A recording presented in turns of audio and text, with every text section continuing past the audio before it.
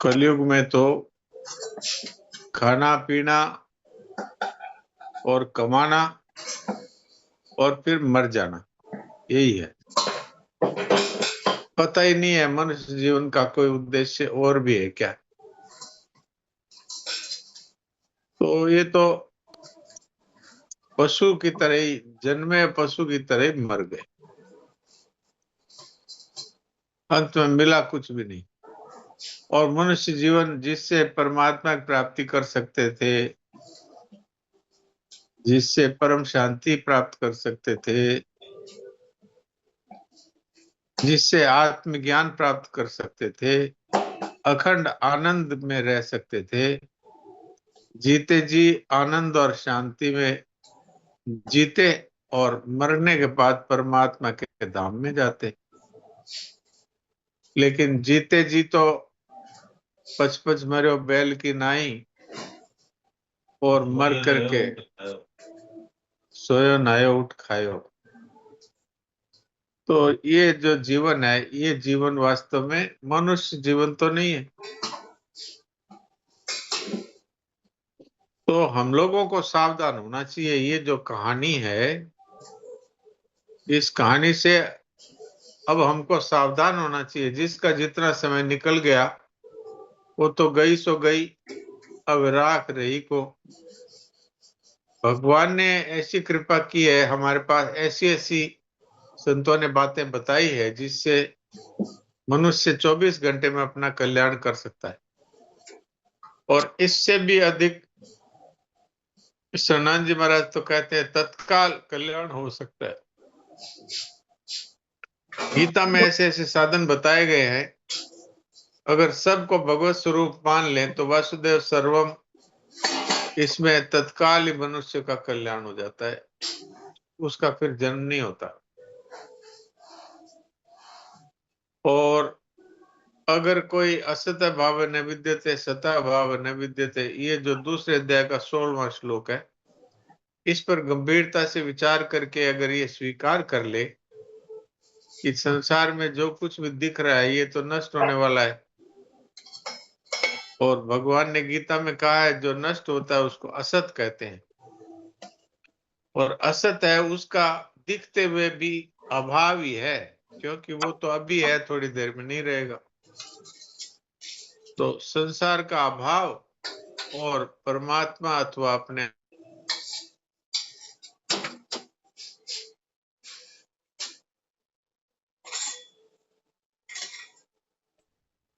फिर चाहे कुछ भी मरे, कुछ भी जन्मे, कोई आ जाए कोई बिछड़ जाए, कोई फर्क नहीं पड़ता। धन आया तो ठीक, चला गया तो ठीक, जैसे भगवान को रखना है वैसे शरीर को रखेंगे। तो मनुष्य जीवन में मनुष्य हर परिस्थिति में शांत रह सकता है, और अपने आत्मा का जिसको अनुभव हो जाता है, फिर वो शरीर के जाने आने को कोई महत्व नहीं देता। शरीर रहे तो ठीक, चला जाए तो ठीक, रहे जब तक सेवा कर देंगे, शरीर की भी सेवा कर देंगे और दूसरों की भी सेवा कर देंगे, बदले में कुछ चाहेंगे नहीं, तो फिर उसका परिणाम होगा तत्व ज्ञान, आत्म ज्ञान। तो चाहे आत्मज्ञान प्राप्त करें और चाहे परमात्मा की प्रसन्नता प्राप्त करके परमात्मा की भक्ति करें, प्रेम करें। और अगर दोनों से ही अगर नहीं पार पड़े तो सबकी सेवा करके बदले में कुछ न चाहने से परम शांति की प्राप्ति होती है। तो चाहे शांति प्राप्त करें, चाहे मुक्ति प्राप्त करें, और चाहे भक्ति प्राप्त करके और परमात्मा की प्रसन्नता को ले। तो ये आज की कहानी का ये सार निकलता है। और कोई अगर कहानी परमात्मा सुनाना की चाहे तो। हाँ जी, प्राप्ति, हाँ जी।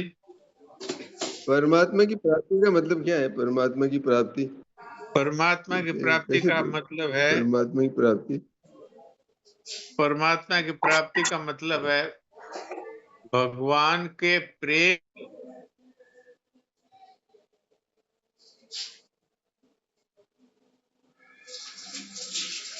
अपने आत्मा को अच्छी प्रकार से अनुभव कर लेना। अर्थात जो आत्मा में अपने स्वरूप में स्थित हो जाता है, फिर उसका चाहे शरीर जाए, चाहे धन जाए, चाहे परिवार का कोई चला जाए, चाहे जमीन जाए, सब कुछ चला जाए, लेकिन उसको कोई फर्क नहीं पड़ता। क्यों? कि उसको पता है कि ये शरीर मैं नहीं हूँ, केवल आत्मा ही है और वो सदा रहने वाला है और आत्मा में कोई अभाव नहीं है, पूर्णता है। तो तत्व ज्ञान प्राप्त करना है, इसको भी परमात्मा की प्राप्ति कहते हैं। और भगवान के दर्शन होना, इसको भी परमात्मा की प्राप्ति कहते हैं। और परमात्मा के सिवाय कोई अपना नहीं है, इसको स्वीकार करके हर समय भगवान के प्रेम में मस्त रहना, इसको भी परमात्मा की प्राप्ति कहते हैं। जी, और किसी का कोई प्रश्न है तो बोलो।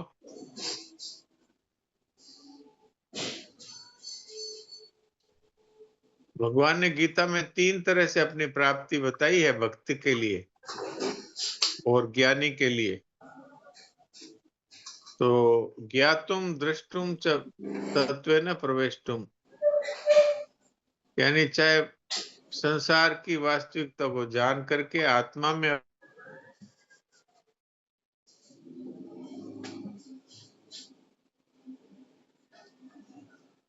की भक्ति प्राप्त करना और चाहे उनके दर्शन करना।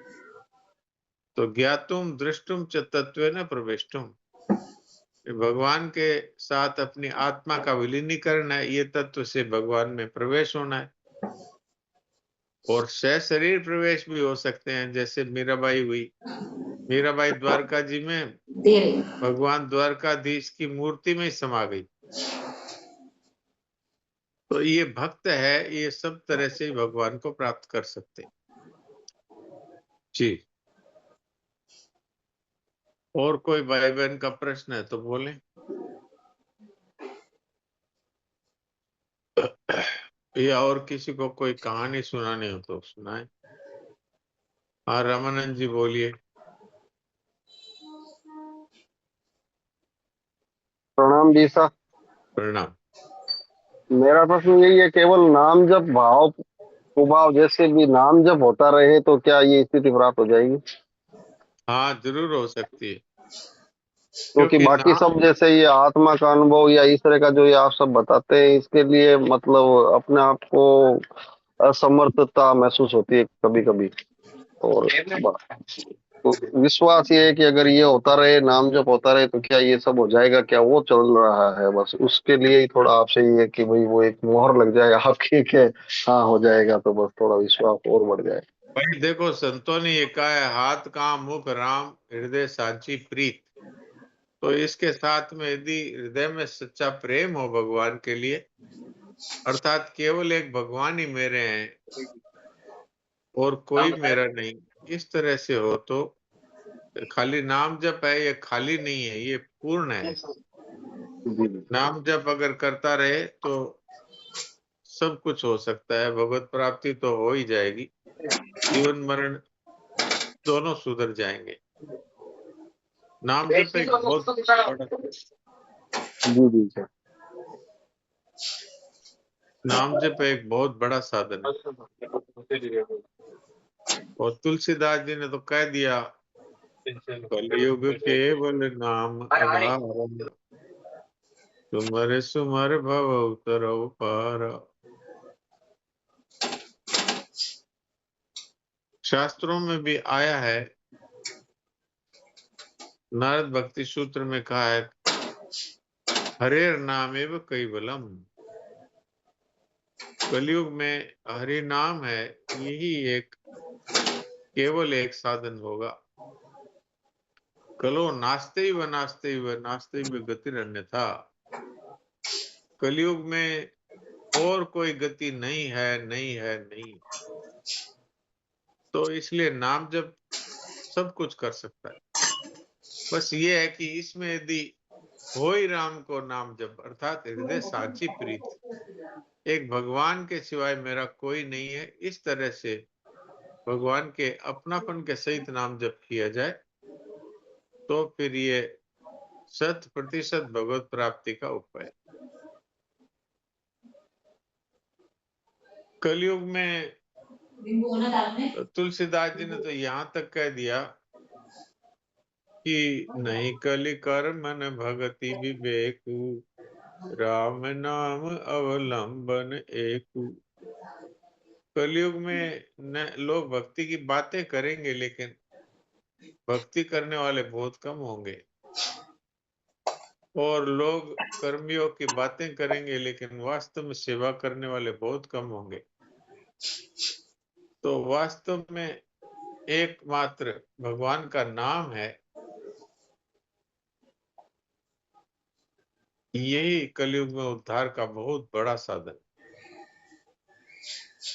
लोग विवेक की बातें करेंगे, आत्मा की बातें करेंगे, आत्मज्ञान की बातें करेंगे, और कोई कोई तो ये कहेंगे मेरे को आत्मज्ञान हो गया, लेकिन वास्तव में ये एक कलयुग के लिए नहीं कह करके संबोधन कर दिया तुलसीदास जी ने।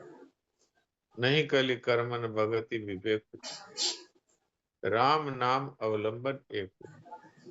इसलिए राम नाम एक बहुत विचित्र साधन है। बस यही है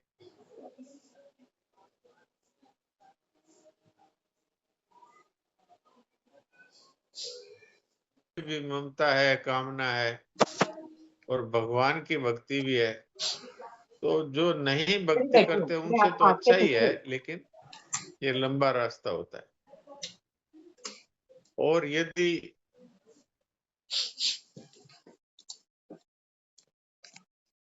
सिवा कोई नहीं, और गृहस्थ के लिए तो ये बात संतों ने कही है साफ साफ कि हाथ काम मुख राम हृदय सांची प्रीत, दरिया गृहस्थी संत की यही उत्तम रीत। और यदि जैसे मीराबाई ने कहा दूसरों न कोई, अर्थात दूसरा कोई मेरा नहीं है, तो ममता का त्याग हो गया, और मुझे आपके सिवाय कुछ नहीं चाहिए, तो कामना का त्याग हो गया। तो ममता और कामना छोड़ करके जो नाम जप करते हैं उनकी बहुत जल्दी सिद्धि होती है। लेकिन अगर ना छोड़ा जाए तो भी नाम जप को करते रहे, तो नाम जप में शक्ति है, ये ममता भी छुड़ा देगा, कामना भी छुड़ा देगा, और पापों से भी मुक्त करेगा। तो इसलिए नाम जप एक बहुत ही कारगर साधन है कलयुग। जी, और कोई भाई बहन कुछ पूछना चाहे तो।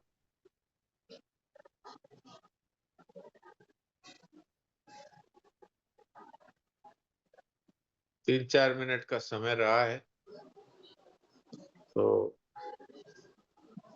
कोई बात पूछना हो तो पूछ सकते हैं।